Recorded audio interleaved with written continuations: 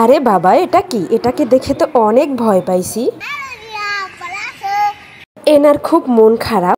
Hi everyone, আসসালামু আলাইকুম। আশা করি সবাই অনেক ভালো আছেন। আজকে আমি আর বাবু চলে এসেছি প্ল্যানেট পার্কে, বরিশালের। এটাকে শিশু পার্কও বলা হয়। আমরা টিকিট কেটে ভিতরে চলে আসলাম। টিকিটের মূল্য ছিল ৩৫ টাকা। এখানে ঢোকার পরে আমরা বাঘ মামাকে দেখতে পেলাম। উনি আমাদের ভয় দেখাচ্ছিল হা করে।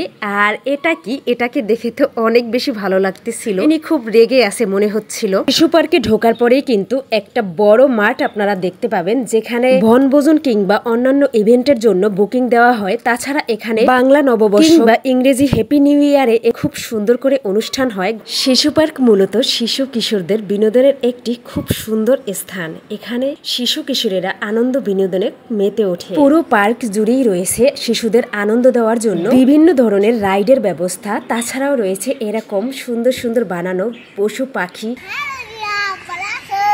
যা শিশুরা দেখে অনেক বেশি আনন্দ পায়। ওরা এত বেশি পছন্দ করে যে ওদের মন ভালো হয়ে যায়। এখানে কিউট কিউট অনেকগুলো পাখি বানানো ছিল, যেটা আমার দেখে ভালো লাগছিল। প্ল্যানেট পার্ক আগের থেকে অনেক বেশি উন্নত হয়েছে, যেটা আপনারা ভিডিওতে দেখতেই পাচ্ছেন। আগে এসব জিনিস অনেক কিছুই ছিল না, যেটা এখন নতুনে হয়েছে। বিশেষ করে এই জিনিসগুলো পশু পাখি কৃত্রিমভাবে তৈরি করা হয়েছে বাচ্চাদের জন্য। এখানে সামনে একটা মৎস্যকন্যা ছিল, যেটা দেখে আহিয়ান একটা দৌড় দিল। দৌড় দিয়ে ও এটাকে খুব সুন্দর করে দেখতেছিল আসলে এটা কি। পরে আমি ওকে বলে দিছিলাম এটা হচ্ছে মৎস্যকন্যা।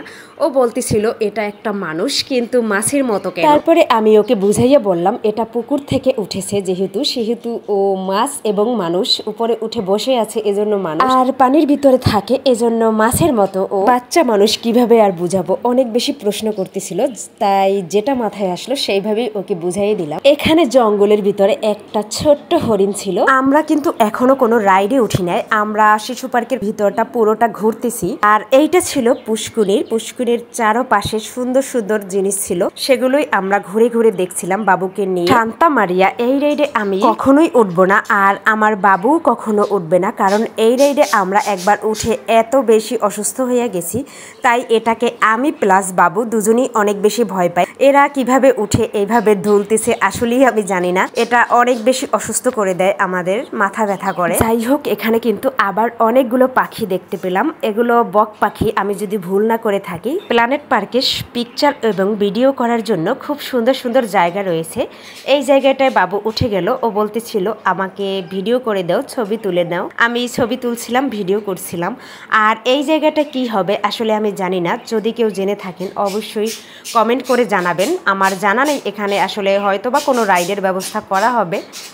এই যে আর একটা পিকচার তোলার সুন্দর একটা জায়গা, যেখানে ভালোবাসা আঁকা আছে। ওখানে বসে আপনারা চাইলে পিকচার তুলতে পারবেন। পার্কের ভিতরটা অনেকক্ষণ আমরা ঘুরেছি। এখন বাবু দৌড়াচ্ছিল ও রাইডে উঠবে। ও বলতেছিল দুইটা পছন্দের রাইড হচ্ছে, একটা ট্রেনে ওঠা, কারণ ওইখানে ভূত আছে, ও ভূত ভয় পায় না।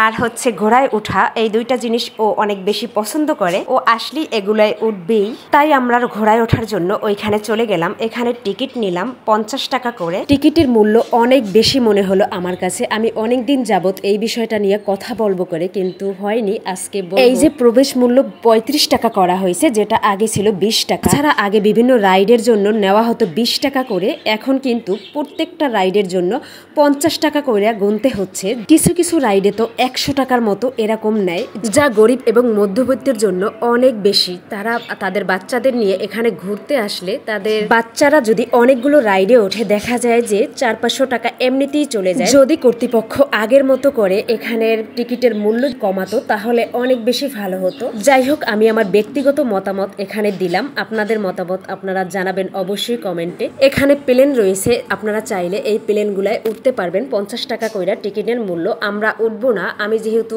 ওইগুলায় উঠতে পারি না, আর বাবুকে তো একা ওঠানো সম্ভব না। ওর পছন্দের দুইটা রাইডে আমি ওকে উঠাইছি, ও একা একা উঠতে পারে ওই দুইটায়। এজন্য আমরা এখন চলে যাব। কিন্তু এখানে দেখতে পেলাম দুইজন কাপল খুব সুন্দর করে ছবি তুলছিল, ভালোই লাগতেছিল।